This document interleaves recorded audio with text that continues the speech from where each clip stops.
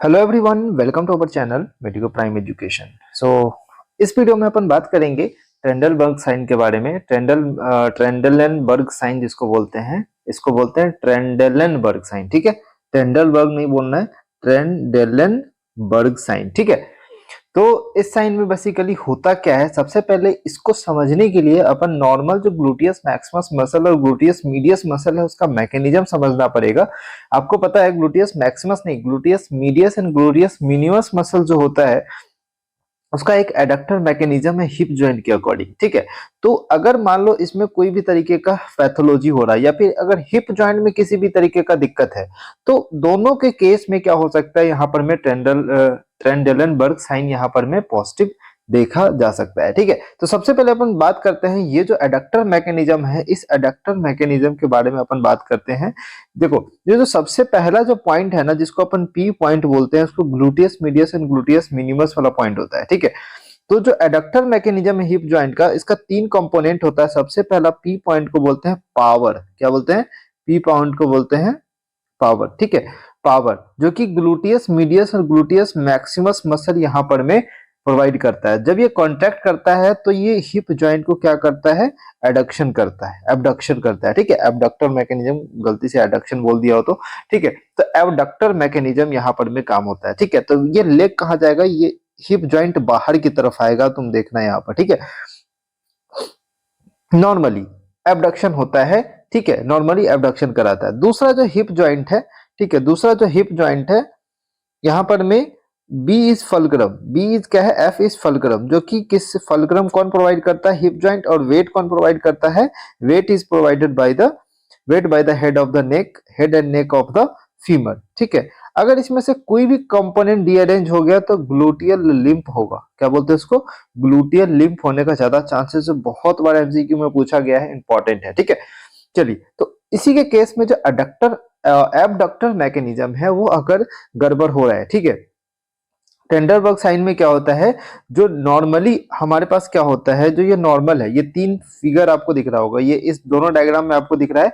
मैं अच्छे तरीके से समझा रहा हूँ, पहले समझो फिर आप लिखना। ठीक है, तो पहला पॉइंट तो आपको ट्रेंडलेनबर्ग साइन में आपको लिखना है कि it uses to detect the presence of hip joint and hip adductor weakness. ठीक है, एडक्टर मसल जैसे gluteus medius and gluteus minimus muscles के बारे में यहाँ पर में इसका वीकनेस देखने को मिलता है। तो पहला पॉइंट ये आपको लिखना है। ठीक है, नेक्स्ट नेक्स्ट अपन देखते हैं दूसरा पॉइंट आपको क्या लिखना है कि जो एबडक्टर मैकेनिज्म है हिप जॉइंट का, तो एबडक्टर मैकेनिज्म में क्या होता है, यहाँ पर में तीन पॉइंट आपको लिखना है और ये डायग्राम बनाना है। ठीक है, देखो, कहने के लिए इस साइन में कुछ नहीं लिखना है, शॉर्ट नोट्स आता है, इंपॉर्टेंट है, 5 स्टार क्वेश्चन है, शॉर्ट नोट्स आता ही आता है, तो इसको समझो अच्छे से तरीके से। ठीक है, चलो, तो ये दो डायग्राम आपके कॉपी में होना चाहिए, एक तो पहला ये और दूसरा ये डायग्राम। ठीक है, और उसके बारे में भले ही आप थोड़ा कम लिखो चलेगा, लेकिन ये दो डायग्राम तो समझा दोगे तो एग्जामिनर को लगेगा कि हाँ कि आता है बच्चे को। ठीक है, चलिए, तो सबसे पहले देखते हैं जो नॉर्मल पहला इमेज है, ए वाला इमेज है, उसमें क्या है कि दोनों जो फिट है, ठीक है,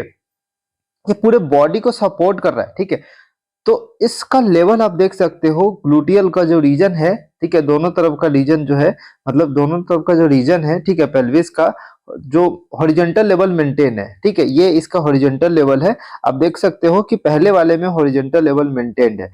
ठीक है, मतलब जो एंटीरियर सुपीरियर इलियक स्पाइन है, एंटीरियर सुपीरियर इलियक स्पाइन है, वो यहाँ पर में एक हॉरिजॉन्टल लेवल पे आपको दिख रहा है। लेकिन यहाँ पर इस कंडीशन में क्या हो रहा है, horizontal anterior superior iliac spine एक तरफ से ऊपर आ गया। मतलब क्या बोल सकते हैं, मतलब अगर बोल सकते हैं कि हिप जॉइंट में यहाँ पर में एबडक्शन हो रहा है। ठीक है, हिप जॉइंट में यहाँ पर में एबडक्शन हो रहा है, तो जो दूसरा वाला जो लेग है, ये जो दूसरा वाला लेग है वो अब ऑटोमेटिकली क्या हो जाएगा, स्विंग हो जाएगा। ठीक है, अपोजिट साइड वाला जो लेग होगा स्विंग हो जाएगा। नॉर्मली ये होता है, अगर हिप में होगा राइट साइड में एबडक्शन कराओगे, ठीक है, तो जो दूसरे साइड वाला जो होगा वो यहाँ पर में क्या हो जाएगा,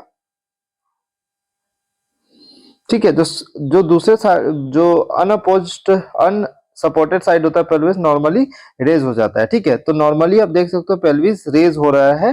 ठीक है, ताकि जो अपोजिट साइड है वो नीचे की तरफ सैग होने से बच जाए।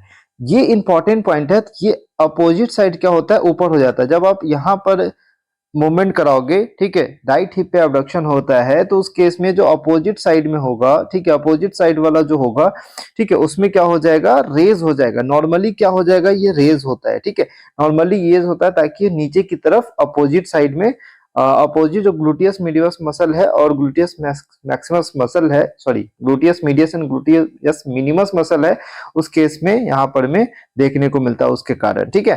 तो ये दूसरे साइड को सैगिंग होने से बचा रहा है, नॉर्मली ये हो रहा है। लेकिन अगर यहीं पे इसका पैरालिसिस हो जाए, यहीं पे इसका पैरालिसिस, मतलब राइट साइड को मैं बोला कि पैरालिसिस हो रहा है, ठीक है, तो राइट साइड में पैरालिसिस है, तो क्या ये अपोजिट कर पाएगा? नहीं, ये क्या होगा, sagging of the pelvis of healthy side, जो हेल्दी साइड होगा उसके उसके उसके इधर सैग हो जाएगा, ठीक है। जब आप चलते भी हो ना, तो देख रहे होगा, जब आप ये पैर एकदम स्ट्रेट रहता होगा, तो दूसरा पैर जब उठाते हो तो वहां का जो कमर है थोड़ा सा ऊपर उठ जाता है, ठीक है। जब आप चलते होगे ना, तो ये दोनों बटक आप पीछे से देख रहे हो, ठीक है, तो ये थोड़ा सा ऊपर आपको दिखेगा, थोड़ा सा ये ऊपर आपको दिखेगा, ठीक है। आप यूट्यूब पे कहीं भी सर्च कर सकते हैं ट्रेनबर्ग साइन, ट्रेंडलनबर्ग साइन के बारे में, ठीक है। चलिए, तो इसमें कहना यही चाहता है कि जो नॉर्मल गेट है वो प्रॉपर एबडक्टर मैकेनिज्म के बारे में आपको बताना है, ये जो कि मैं बता चुका हूँ, ठीक है। उसके बाद जो जो साइन है यहाँ पर में, जो ग्लूटियस मैक्सिमस और ग्लूटियस मिनिमस मसल है, एक साइड का पैरालाइज हो गया due to the injury of superior gluteal nerve, important है क्योंकि ये दोनों जो मसल्स है वो उसको सप्लाई करता है, ठीक है। और patient can not walk, normally walk नहीं करेगा, तो पेशेंट बेंड कर जाएगा यहाँ पर में नॉर्मल साइड में, हेल्दी साइड में, ठीक है। And he tries to lift off the opposite foot, ठीक है। जब वो अपोजिट फुट लिफ्ट करना चाहेगा, तो मतलब ये उस साइड में क्या करेगा, बेंड कर जाएगा, इसको बोलते हैं लर्चिंग गेट, ठीक है।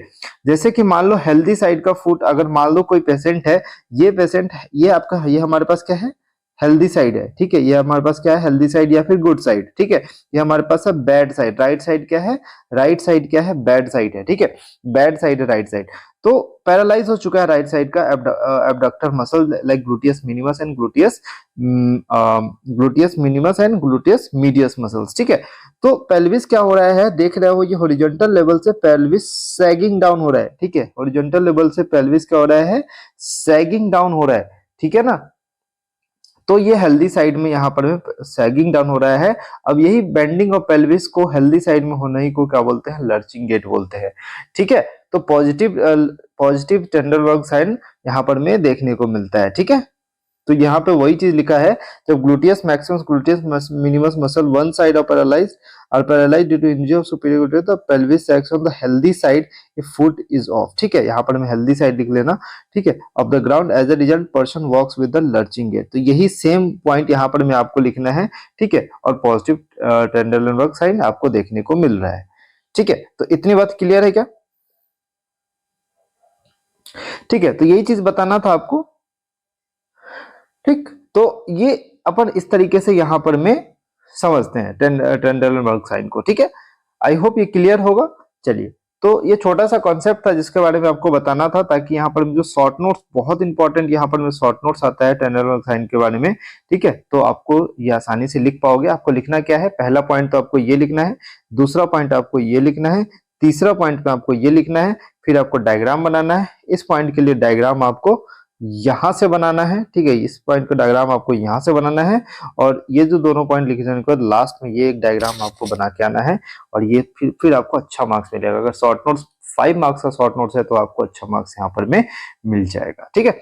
आई होप आपको समझ आ गया होगा टेंडरबर्ग साइन यहाँ पे, ठीक है। चलिए, तो हम लोग मिलते हैं नेक्स्ट वीडियो में। नेक्स्ट वीडियो में अपन डिस्कस करेंगे हिप जॉइंट के बारे में, बहुत इंपॉर्टेंट लॉन्ग आंसर क्वेश्चन के लिए आपके पास बहुत इंपॉर्टेंट है, ठीक है। ये साइन आपके लिए, सॉरी, ये जॉइंट आपके लिए, हिप जॉइंट बहुत इंपॉर्टेंट है लॉन्ग आंसर क्वेश्चंस के लिए। आप देख सकते हो, इसी फॉर्मेट में अपन को लिख के आना है एग्जाम में, और इसी फॉर्मेट में मैं आपको पूरा चीज समझाऊंगा। और जो सबसे ज्यादा कठिन है कि मूवमेंट भाई साहब याद नहीं रहता, तो आप एक काम करना है, इस लेक्चर से पहले आप जितना भी मसल है, जैसे एडक्टर कंपार्टमेंट का, ठीक है, एक्सटेंशन एबडक्शन कंपार्टमेंट का, ये सारा मसल्स का फंक्शन एटलीस्ट याद कर लेना, ताकि मैं वो मूवमेंट को अच्छे तरीके से समझा सकूं। और दूसरा बात यह है कि उसका जो रिलेशन है ना, उसके इसी के अकॉर्डिंग मैं आपको समझाऊंगा, ठीक है। तो ये चीज आसान हो जाएगा आपके लिए, है ना। चलिए, तो हम लोग मिलते हैं नेक्स्ट वीडियो में। अगर आप ये चीज कर लेते हो तो हिप जॉइंट भी आपके लिए आसान हो जाएगा, ठीक है। चलिए, तो मिलते हैं हम लोग नेक्स्ट वीडियो में। Thank you so much.